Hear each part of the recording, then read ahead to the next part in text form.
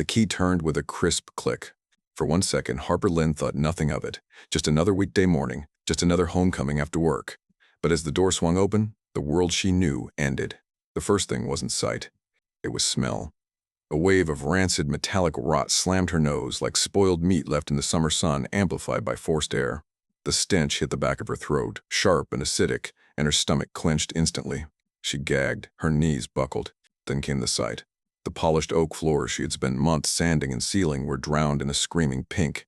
Not paint on a wall paint on the floor, thick and glossy, dripping in uneven streaks, slathered like a vandal signature. It shone under the afternoon light like blood dressed up for a circus. And then sparkles, glitter, everywhere. It wasn't just on the floor, it was in the air, clinging to the curtains, embedded in the sofa cushions, sticking to the cat tower, crawling across the countertop like invasive mold. The fine particles glittered under the ceiling light, each speck catching like a camera flash. Harper blinked and thought, absurdly, that it was almost pretty. Then the heating system coughed, and the rancid smell doubled. Her head whipped toward the vent. The fan whirred with an unnatural rattle, then exhaled another wave of decay, hotter, wetter, fouler. Something was inside her heater. The smell of meat, rotten, gelatinous meat. Her body froze. The phone in her hand felt like a brick. Her pulse hammered so loudly she could hear it in her ears, and then her voice cracked into the silence. Porcher. Roxy, what did you do? The name slipped out like a curse. As if to mock her, a low whir started up near the sofa. Her Roomba faithful, efficient, usually her quiet roommate rolled into view. It bumped into a puddle of glitter, spun in confused circles, then dragged a rainbow trail across her white rug. Instead of cleaning, it became a paintbrush of sabotage. Each rotation spread more chaos, more pink dust, more glitter into the fabric of her home. The absurdity broke her. Harper stumbled backward, hand covering her mouth. Her gut lurched, and she bolted for the hallway, collapsing against the cold wall. She bent over, retched, her body shaking as the stench clung to her clothes, her hair, her skin. When she finally pulled her head up, tears streaked her cheeks, and her phone screen blurred as she dialed 3 trembling digits. 911, the operator's voice was steady. Harper's was not. My apartment, someone broke in, my whole place. God, it smells. And then, a sudden pop. A deafening, ridiculous explosion of sound echoed inside the apartment, like a champagne cork, like a starter pistol, like a gunshot muffled by laughter. A glitter bomb. It detonated in her living room, spraying another confetti storm that clung to everything, walls, ceilings, her bookshelf of legal texts. The sparkling powder surged like smoke, filling the air with choking, shimmering haze. From next door, a neighbor yanked his door open. Mr. Chen, still in his undershirt, eyes wide with panic, shouted down the hall, "Call the fire department. It smells like something's burning." Another neighbor screamed. Someone slammed a door. The hallway filled with voices, frantic footsteps, the chaos of misunderstanding. Harper pressed her phone tighter to her ear, fighting for air. Her voice dropped into something steadier, something that didn't sound like panic but prophecy. Friendship ends with silence. Sabotage begins with glitter. Here! Her hand trembled as she pushed herself upright, every muscle quivering. She turned her head, eyes catching the brass nameplate screwed onto her apartment door. Lynn Residence. The plate gleamed in the flickering hall light, scratched at the edges but still proud, still hers. The camera in our mind lingers there, holding on the engraved letters. Foreshadowing, a promise. Back inside, the heater groaned, exhaling another rancid gasp. The glitter swirled like toxic snow, settling into the wet pink paint. It wasn't just vandalism, it was desecration. Harper knew who had done this. She didn't need evidence yet. She could feel the fingerprints etched into every choice. Pink paint wasn't random. Rotten meat wasn't random. Glitter wasn't random. It was personal. Roxy Vale. The friend who used to sit on this very couch, laughing with her at midnight. The woman who once held Harper's secrets like treasure, now scattering poison to her home. The ex-best friend who had stormed out after their last screaming match, leaving behind mascara-streaked cheeks and a promise spat like venom. You'll regret this, Harper. I'll make sure you never forget me. Forget? How could she forget, when every breath in her home now carried Roxy's revenge? Harper slid down the hallway wall, her phone still pressed against her ear, her voice breaking. Please, send someone. My home's been sabotaged. The dispatcher asked questions. Was the intruder still inside? Was she safe? But Harper's eyes locked on the glitter spilling through the crack of her door. It shimmered like a warning flare, like a crime scene tape made of sequins. She knew in that moment that this wasn't just vandalism. It wasn't just cruelty. It was war. Her war. Her war. The hallway filled with the wail of sirens approaching, blue lights strobing against the cream-painted walls. Neighbors peeked out, whispers crackling. Harper clutched her phone tighter, her knuckles white, her body shaking, but her voice sharpening into steel. Because she knew what came next. This wouldn't stay a private nightmare. It wouldn't end in bleach and repair bills. This would go to court. The camera of narrative tilts upward, rising above the chaos, above the glitter storm still settling in Harper's ruined apartment. The brass nameplate on her door gleams one more time. The courtroom was colder than the hallway outside, air-conditioned into sterility, as though justice itself had to be preserved in refrigeration. Wooden benches lined both sides. Reporters clutched notepads. The bailiff's footsteps echoed like a drum. When the clerk announced, "Case of Harper Lynn versus Roxy Vale," every head turned toward the defense table. Roxy Vale, 29 years old, leaned back in her chair like she was posing for a photograph. Platinum blonde hair swept into a high bun, eyeliner sharp as a dagger, jacket just a little too stylish for court. She smiled like this was a game she already knew how to win. And when she spoke, her voice dripped sugar. "I left that apartment peacefully. Harper just wants attention. She's painting me as some villain," the jury scribbled. Some raised eyebrows. The words were rehearsed, like a line read from a script. The prosecutor, Ms. Fields, stepped forward. "Ms. Vale, did you ever return to the apartment after moving out?" Roxy tilted her head, smile never faltering. "No. Why would I? I was done with her drama." Her delivery was flawless. The denial sounded bored above it all. She chuckled softly, as if the whole proceeding were beneath her. Harper, seated at the plaintiff's table, gripped her pen so tightly her knuckles whitened. Her teeth sank into her lip until she tasted copper. On the legal pad before her, she wrote only 3 words, pressing so hard the ink bled through the page. "Actions have consequences." Across the aisle, Roxy basked in the attention. She leaned toward the microphone. I'm not the crazy one here." The phrase landed heavy. She let it linger, then repeated it, softer this time, shaking her head with mock pity. "I'm not the crazy one. Chick." The jurors shifted uncomfortably. The repetition worked like a hammer, driving the phrase deeper, planting it in the room. The prosecutor frowned. 6, Ms. Vale. Witnesses reported unusual smells and noise coming from Mrs. Pear to a well. Lynn's apartment after you vacated. Did you ever carry food products or any materials into the building after your lease ended? Roxy's mouth curved into something almost feral. She leaned into the microphone, her voice dropping low, intimate. "What kind of psycho would do that?" "Not me." She smirked at Harper as though daring her to object. The words cut like a blade. The courtroom's fluorescent lights hummed louder, the silence so brittle that every cough from the gallery seemed deafening. The prosecution pressed on. "To clarify, you are saying under oath that you never returned?" "Kya, exactly." Roxy folded her arms. "Once I was out, I was out. Harper's the one who can't let go." "She." She turned toward the jury box, flashing a smile so deliberate it was practically theatrical. Several heads nodded in the gallery. A woman whispered to her companion, "You know, I heard Harper was difficult with neighbors." The rumor spread like static. Then came the parade of supporting voices. A neighbor from 2 doors down, Mrs. Patel, testified first. Harper complained a lot about noise, about recycling, about smells. Always something. She can be intense, another neighbor echoed. "She accused me once of leaving trash in the wrong bin. I didn't." She jumps to conclusions. Quote. The picture darkened around Harper, brushstroke by brushstroke. At the defense table, Roxy sat serene, painting herself as the reasonable one. She dabbed her lip gloss with a tissue, as if freshening up between takes. Again the phrase surfaced. "I'm not the crazy one here." 3 times now. Deliberate. Memorized. A mantra designed not just to defend, but to infect the air, to make Harper wear the madness. Harper lowered her head. The pen in her hand quivered. She wanted to shout, to spit truth across the floor. Instead, she drew a shaky breath and pressed her palm against the table. Discipline. Patience. She had learned long ago that courtrooms weren't won by outbursts, but by precision. Still, the sting burned. Her ex-best friend was sculpting a lie in real time, and the system, for now, was nodding along. But then, an interruption. The landlord, Mr. Alvarez, shuffled into the witness box. 62, broad-shouldered, his accent thick but his memory precise. "I heard noises. Late, maybe 1 in the morning. A bang. Something heavy. The night after she moved out." The defense attorney shot up. "Objection. Speculation." The judge raised a hand. Overruled. Continue. Alvarez frowned, eyes narrowing as though searching his memory. "It wasn't Harper. I know her steps. These were faster, heavier. And then I smelled something strange. Like meat left out."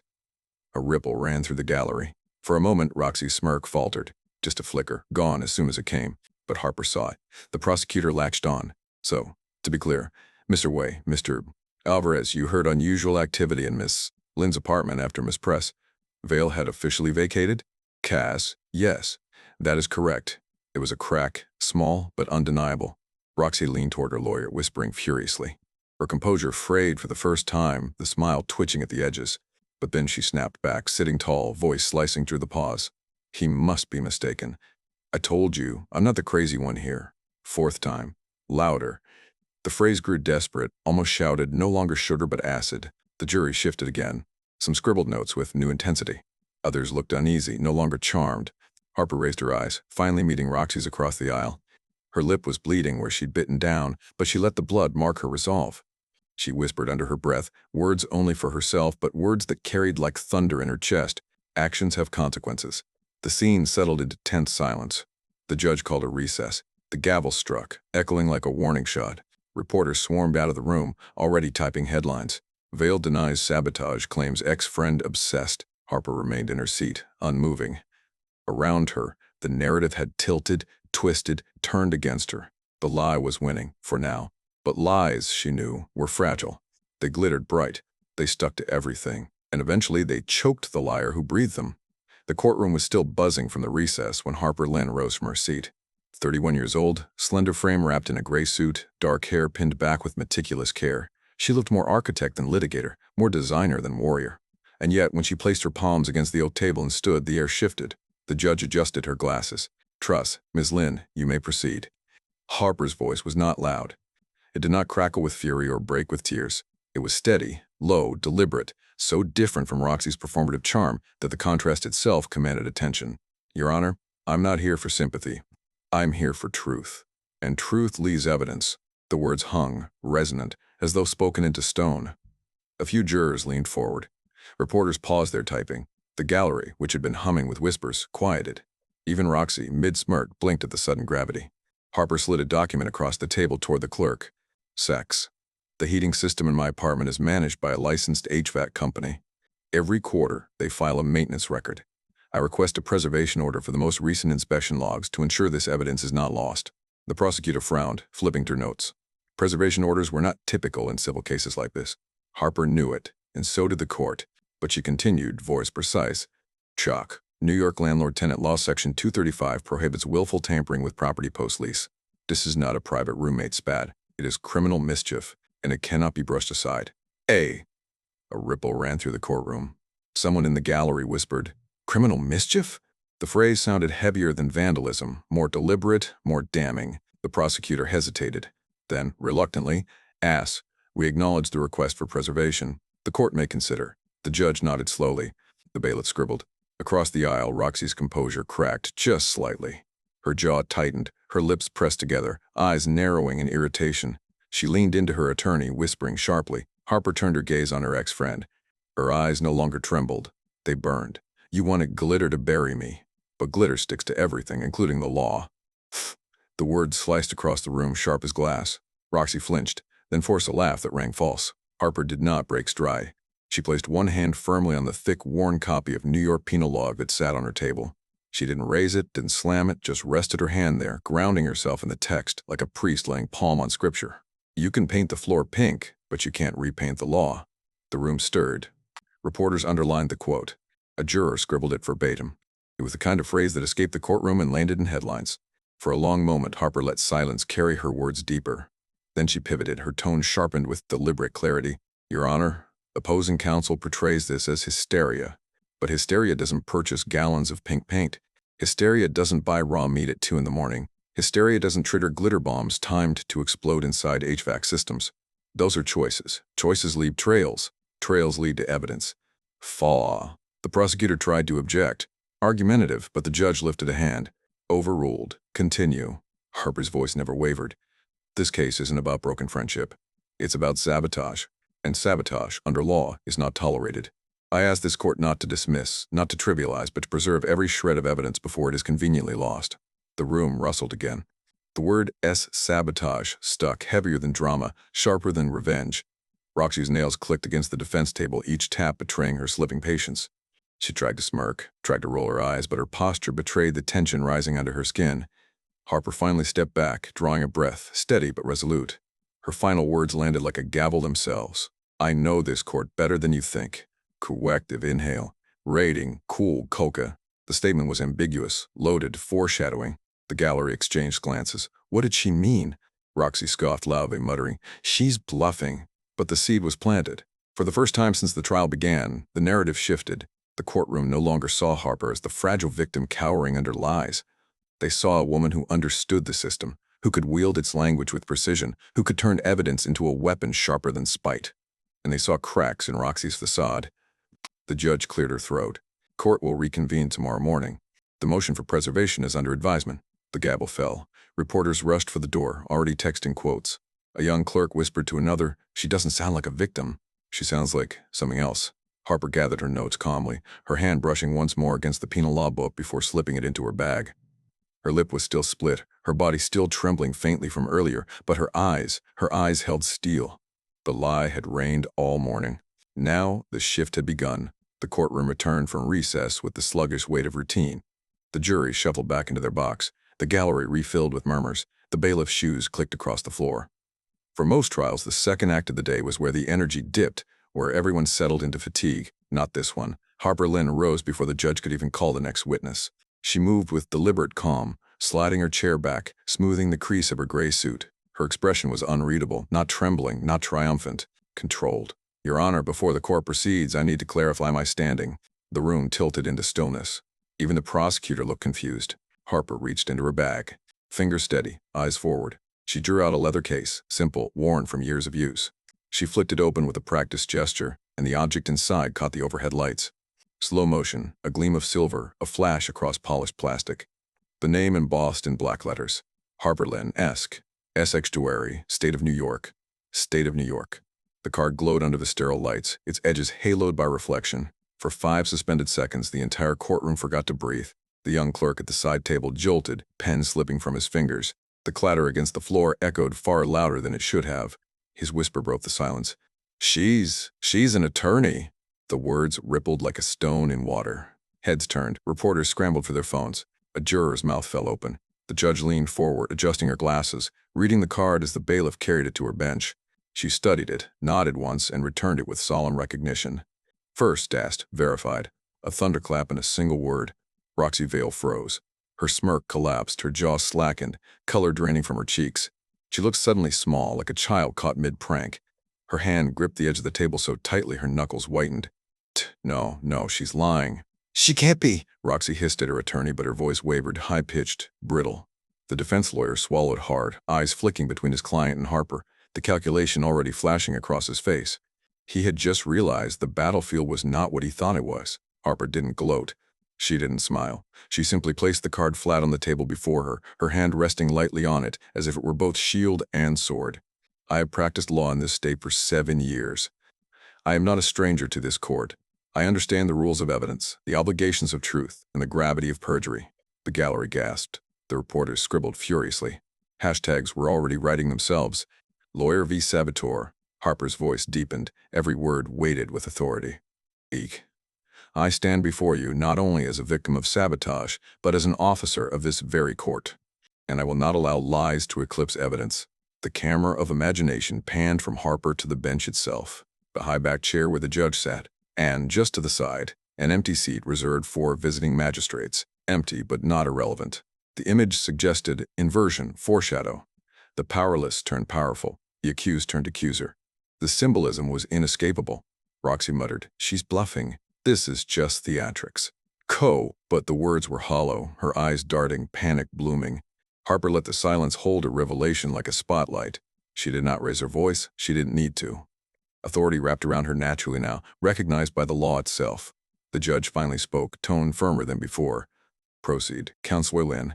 Jaged, "Not Miss Lynn, not plaintiff." Haxler.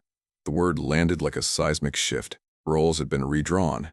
Roxy slammed her palm on the table. "This isn't fair. She can't be both."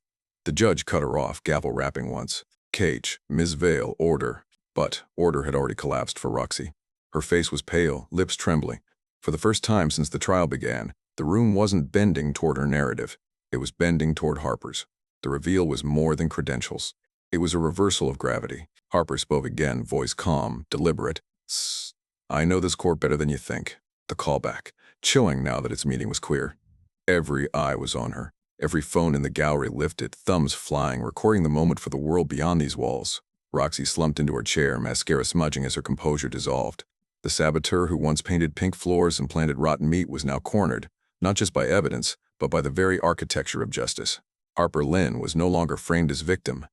She was counsel. She was authority. She was the law. And she was coming for truth. The hum of the fluorescent lights seemed louder than before. The jury leaned forward, pens poised. Even the judge adjusted in her seat, posture sharpened, as if anticipating a shift in weather. Harper Lynn rose slowly, one hand resting on the thick penal law book, the other lifting a USB drive sealed in an evidence bag. "Your Honor, with the court's permission, I move to admit video evidence." "The," defense attorney sputtered. "I? Objection relevance, foundation." The judge cut him off, her gavel striking once. "Overruled. Proceed." The bailiff carried the drive to the clerk, who slotted it into the courtroom monitor. The screen on the far wall flickered to life. At first, just static. Then the grainy black and white feed of the apartment building's hallway camera. But timestamp glowed. 2001 3 a.m. Every juror's pen froze. The footage showed a figure in a hoodie. Even blurred, the swagger was unmistakable. Roxy Vale. She moved quickly, glancing over her shoulder, a black nylon bag slung over one arm. Her face was partly shadowed, but the platinum bun was visible, the outline of her frame undeniable. Harper's voice, calm as steel. 2. Exhibit A. The footage rolled. At one point, Roxy tripped, the bag slipping from her arm. Something fell out, hitting the floor with a wet, unmistakable slap. The camera zoomed, frame frozen, a hunk of raw meat, slick and glistening under the hallway light. Gasps rippled across the gallery. A juror covered her mouth. Another shook his head slowly. The clip resumed. Roxy crouched laughing, a breathy, muffled giggle caught by the microphone. 2. Let's see her clean this. The echo of her words, replayed in court, lingered like poison gas. Harper's gaze swept the room, her tone steady. Chess, not hysteria, not imagination.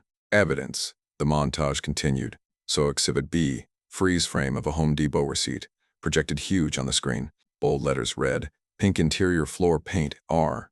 Vale, Visa XXX 7421. The jury leaned in. The clerk highlighted the transaction date, 24 hours before Harper discovered her home destroyed. The prosecutor tried to mask a smile. Even the judge's lips pressed tighter, not in doubt, but in acknowledgement. The Exhibit C. A phone screenshot. Enlarged text message bubbles filled the screen. Roxy's number, sent 3:07 a.m. You'll never scrub me out of your life. The font was banal, almost ridiculous, but projected larger than life, it screamed threat. Harper let the silence sit. She didn't embellish. She didn't explain. She let the evidence burn itself into the room. Exhibit D. A technical report from the HVAC inspection team. The header read, Findings. Foreign object. Organic material, rotten meat, intentionally stuffed in ventilation system. Highlighted in yellow. Deliberate obstruction. Non-accidental. The jurors exchanged looks. Several nodded. Roxy Vale slammed her hand against the table, leaping to her feet. She set me up. This is fake. She planted it. Her! Her voice cracked, shrill, jagged against the solemn rhythm of evidence. The judge banged her gavel. Order. Ms. Vale, sit down. But the damage was already done. The more Roxy shouted, the more fragile she looked. Harper, meanwhile, remained perfectly still. Her voice did not rise. Did! Text. Exhibit E. The screen displayed a lab report, its stark typeface cold and clinical. Glitter analysis. Average concentration, 42 particles per cubic inch, consistent with manufactured dispersal devices, not incidental household use. A juror mouthed the number silently. 42 particles per cubic inch. The specificity crushed doubt. Harper turned to the jury, her gaze steady, her words cutting with finality. Quotes. Glitter is the fingerprint you can't wash away. The phrase landed heavy. Reporters' pens scratched furiously. The quote was destined for tomorrow's headlines, already tweet-sized, already viral. The montage built its rhythm. Evidence after evidence. Pause. Zoom quote. Like a drumbeat, each strike more lethal than the last. Home Depot receipt. Pause. Zoom. Text message. Pause. Zoom. HVAC report. Pause. Zoom. Glitter lab. Pause. Zoom. Each a knockout. Each undeniable. The defense attorney tried to object again, his words fumbling. Circumstantial, it's all. The judge silenced him with a glance. The evidence was too damning, the pattern too precise. Roxy's composure collapsed. She slumped into her chair, muttering, shaking her head. Her mascara streaked, her jaw trembling. The woman who had strutted into the courtroom now looked cornered, her lies crumbling like paper in a storm. Harper, meanwhile, remained an image of calm, not triumphant, not smug, simply resolute. She gestured once toward the screen, voice lower now, almost intimate. You can paint the floor pink. You can rot the air with meat. You can try to drown a life in glitter, but the law doesn't blink. Evidence doesn't fade. She turned her eyes on Roxy, unflinching. And actions have consequences. The final line echoed in the room, heavier than the judge's gavel, heavier than the smell of rot that everyone could still imagine. The jury sat in stunned silence. The gallery whispered in disbelief. The reporters looked like they had just witnessed not a case, but a cinematic execution. The evidence had spoken. The lie was shattered. And Roxy Vale's empire of denial lay in ruins. The courtroom still reverberated with the echo of Harper's last words. Glitter as fingerprint. Actions have consequences. Evidence undeniable. But Harper did not stop there. She did not sit back, satisfied with exposing Roxy Vale's sabotage. She stepped forward, turning her body not just toward the judge, but toward the jury. And beyond them, the gallery, the cameras, the invisible millions who would one day watch this moment online. Her voice softened, not to weaken, but to widen. Your Honor, members of the jury, this case is not just about pink paint and rotten meat.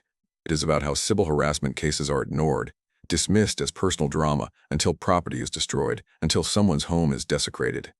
The words rang like a bell. Heads lifted, pens resumed their frantic scratching. On the screen behind her, the exhibits shifted.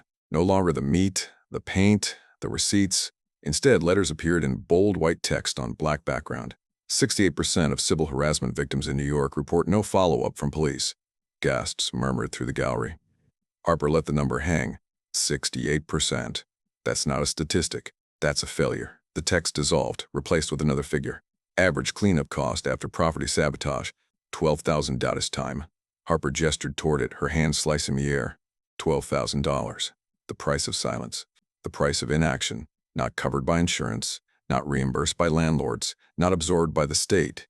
$12,000 per victim, per story ignored. The jurors shifted, brows furrowed, pens catching up. Then the final slide. Civil harassment reports doubled in the last 5 years. Harper's voice deepened. Trip 2 stoppered. And still, most of them are treated as petty disputes, left to rot until they metastasize. Until the glitter sticks, until the rot spreads. The prosecutor, Ms. Fields, lowered her eyes. She scribbled furiously in her notes, jaw tight. For the first time since the trial began, the state itself looked implicated, as though realizing its own hand in the neglect. Harper continued, calm but relentless. This isn't just about one friendship gone wrong. It's about a system that waits until a floor is painted pink before it acts. It's about police reports that collect dust until the damage costs more than the victim's savings. It's about courts that sigh and say civil matter until a life is buried under debt. She paused, then raised her chin. And it's not new.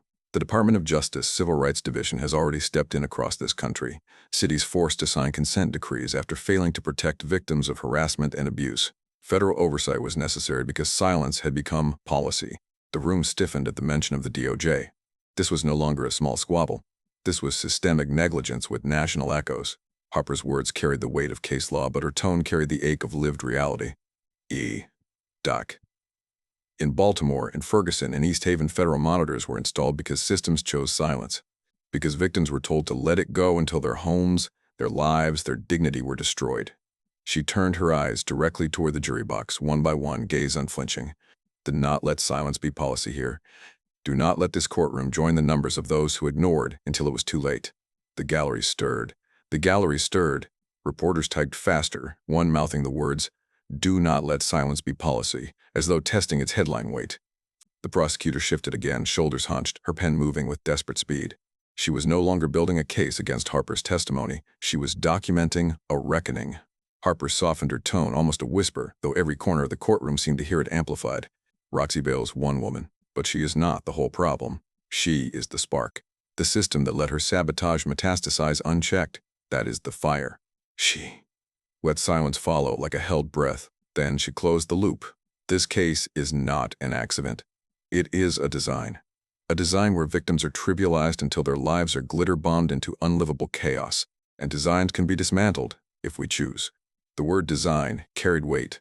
It echoed not just as architecture, her profession, but as indictment. The judge leaned back, hands steepled. The jurors whispered among themselves. In the gallery, one young woman in the back row dabbed tears from her cheeks, whispering, "That was me. That was me 2 years ago." Harper didn't need to hear her. She knew. because the bigger picture was no longer hidden. And in that moment, the trial ceased to be about two former friends locked in bitter revenge. It became a mirror, held up to every ignored complaint, every dismissed call, every report filed and forgotten. The lie had been shattered. Now the system itself stood on trial. The air inside the courtroom was heavy, as though it too waited for the gavel to fall. Every eye was on the bench where the judge leaned forward, expression grave, hands folded. Her voice carried the weight of finality. This court finds the defendant, Roxy Vale, guilty of criminal mischief in the second degree. The words landed like iron. Roxy gasped audibly, her body jerking back into her chair. Sex. Ms. Vale is hereby ordered to pay restitution in the amount of $45,000, reflecting damages and cleanup. Furthermore, a restraining order shall be entered, prohibiting Ms. E.O. Kine, Vale from any contact with Ms. Lynn for a period of no less than 5 years. The gavel struck. Roxy Vale's face crumbled. The glamour, the smirk, the theatrical defiance all gone. Her lips trembled as she whispered to her lawyer, They can't do this to me." But the verdict was sealed, carved into record. The bailiff stepped closer, a shadow over her collapsed posture. The system she mocked now enclosed her. And then, slowly, Harper Lynn rose. She did not rush to celebrate. She did not cry out in victory. She walked to the center of the courtroom, her heels clicking softly, and turned to face the jury, the gallery, the cameras. Her eyes glistened, but her voice was steady, sculpted like stone. Peace. W-R-E-H. We tell ourselves lies don't leave scars. That words vanish, that acts fade. But look around. She lifted one hand, palm open, as if holding the images. Paint doesn't wash off. Meat doesn't vanish. Glitter doesn't disappear. Lies linger. Her cadence deepened, pulling the room into rhythm. Glitter lingers. Lies linger. Consequences linger. The repetition hit like waves, each stronger than the last. The gallery leaned forward, caught in the undertow. A few jurors nodded unconsciously, their pens motionless now. Harper paused, her gaze sweeping the room. Spaceship can break, but accountability must stay unbroken. The words crystallized in the air, a proverb born in real time. Reporters scribbled furiously, knowing they had just captured the line that would headline tomorrow's papers, that would ricochet across social feeds. Roxy shook her head violently, mascara streaking, muttering, "No, no, no," but no one was listening anymore. The spotlight had moved, and it was not coming back. Harper's eyes softened, not with pity, but with gravity. She looked directly at the gallery, at the ordinary citizens, at the clerk still pale from the reveal, at the woman in the back row who had dabbed tears earlier. Trust may fade, but justice never should. A silence followed, charged and alive. And then, applause. Tentative at first, a clap from the back row, then another, then a ripple swelling into a current. A few people even arose to their feet, unable to hold still, their hands striking together despite the bailiff's sharp command. Sick. Order in the court. Order! But order had already been restored, not by silence, not by the gavel, but by justice itself. Harper lowered her eyes, nodded once to the jury, then to the judge. She gathered her notes with slow precision, sliding them back into her bag. She had no need to grandstand further. The verdict had spoken. The anaphora had echoed. The proverb had landed. This was catharsis. Not loud, not chaotic, but tidal. The bailiff led Roxy Vale away, her protests fading into muffled sobs. The cameras followed Harper, the reporters chasing her steps. But Harper herself walked with quiet certainty, her back straight, her pace unhurried. She had begun as victim. She had become counsel. She had ended as symbol. And the courtroom itself felt changed, baptized in glitter, scar, and consequence. The trial was over, but its tremors traveled far beyond the oak-paneled courtroom. For Roxy, the fallout was immediate and merciless. The name once attached to shimmering makeup tutorials and glossy social media posts was now chained to headlines screaming, "Saboteur, stylist, convicted." Hawk, her brand partnerships evaporated overnight. Followers unfollowed in droves, comments turned venomous, clients canceled bookings. The fashion magazines that once praised her glitter aesthetic now mocked it with cruel irony. "Glitter sticks," one columnist wrote, "and so does disgrace." Shh! She could not walk into a salon without whispers trailing her. Old friends stopped answering texts. Former allies deleted pictures, scrubbing her out of their curated grids. In a city built on reputation, Roxy Vale's collapsed in a single verdict. Harper Lynn, on the other hand, emerged transformed. She had walked into the courthouse branded as a victim, the woman with pink paint on her floor and rotting meat in her vents. She walked out as something else entirely. A defender, a symbol, a lawyer who refused silence. Tenants' associations began citing her case in meetings, plastering her quotes on flyers. "Glitter is the fingerprint you can't wash away." Renters whispered her name in rallies, invoking her story when demanding stronger protections against landlord negligence and harassment. Harper never asked for that spotlight, but she did not step away from it either. She understood that her personal war had cracked open a systemic wound. In the back row of the gallery that day sat a young law student, notebook balanced on trembling knees. He had come for extra credit, expecting boredom, another dry civil dispute. Instead, he witnessed transformation. Glitter turned into evidence, lies turned into consequence, a victim turned into counsel. That night, he wrote in his journal, "Today, I saw glitter become evidence. I'll become a civil rights attorney." Years later, he would tell interviewers that moment was the hinge of his career. That Harper Lynn's case had shown him how the absurd paint, meat, glitter could be weaponized, and how law could be sharper still. Across town, a tenant scrolled through news reports on his cracked phone. He had endured months of harassment from a former roommate, food dumped on his mattress, locks glued shut, his guitar smashed. He had never filed a case, convinced the police would shrug it off as just drama. But watching Harper's testimony, seeing the verdict, he felt something shift. For the first time, he believed the system might listen. He marched into housing court the next week and filed a harassment petition. When asked why, he simply said, "I finally dared to file a case because of Harper Lynn." 4. Weeks later, Harper returned home. The apartment still carried faint traces of the ordeal. The floor had been sanded and refinished, the vents disinfected, the glitter vacuumed 100 times over, though specks still appeared in corners like stubborn ghosts. She paused at her doorway, eyes falling on the brass nameplate. Cost. Lynn residence. It had been scuffed during the chaos, dull with neglect, but now it gleamed, polished to perfection. And beneath the engraved name, a new line had been etched. Actions have consequences.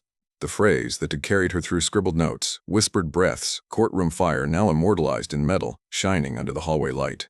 Neighbors passed and paused. Some nodded in respect. Others touched the plate like it was more than decoration, like it was testament. The press replayed her closing words in looped clips. Law blogs dissected her citations. Student organizations invited her to speak. She declined most requests. Harper was never one for spectacle, but her case lived its own life, spreading across feeds and classrooms, entering the bloodstream of civil law discourse. A journalist summed it up best. In an age where silence feeds injustice, Harper Lynn proved that even glitter can become evidence, and even sabotage can become precedent. Meanwhile, Roxy Vale drifted in shadow. Her appeals were filed, rejected, dismissed. Her lawyer quit. The restitution order bankrupted her, the restraining order isolated her, the stigma followed her into every interaction. She tried to rebuild online under pseudonyms, but the internet never forgets. Glitter stuck. She became the cautionary tale told in workshops, the story of sabotage that backfired, the influencer whose weapon turned into her fingerprint. For Harper, justice was not a parade. She still walked the same streets, carried the same work portfolio, bought the same coffee, but her posture was straighter now, her silence deliberate rather than imposed. When a journalist asked if she felt victorious, Harper shook her head. 5. Victory implies someone had to win. This was about consequence. That's all. Night fell over the city. In the dim hallway of her building, the brass plate caught the last flicker of light. Lynn residence. Actions have consequences, have consequences. It gleamed not as decoration, but as warning, as promise, as echo. Because in the end, the paint would fade, the meat would rot, the glitter would scatter. But consequence would remain. The courthouse steps were a battlefield of their own, cameras flashing like lightning, microphones thrust forward like bayonets, the roar of voices crashing against one another.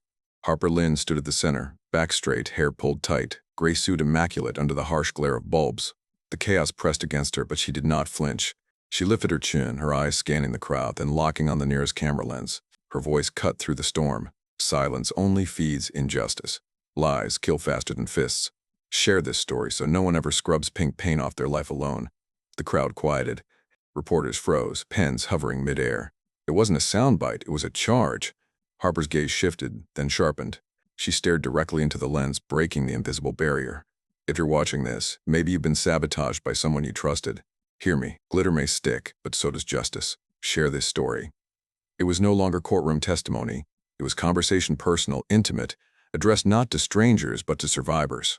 The cameras caught every second, the glint in her eyes, the faint scar on her lip from where she had bitten down in silence, the steel in her voice. She did not move from her place, did not smile, did not soften. She let the moment burn.